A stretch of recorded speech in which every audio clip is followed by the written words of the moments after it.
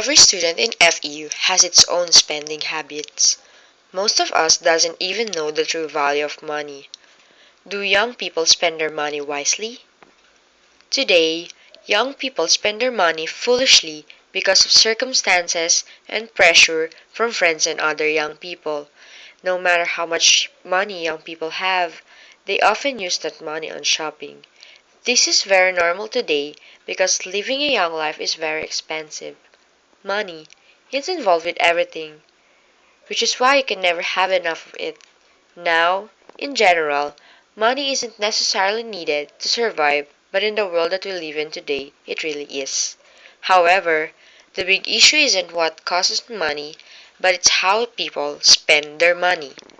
The research entitled Spending Habits of Pinoys, second year internal auditing students compared to second year business management students in Far Eastern University will contend regarding on how students spend their money with them.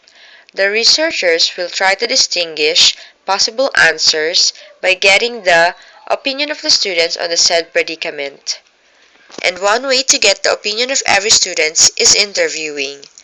This is how we've done the said interview.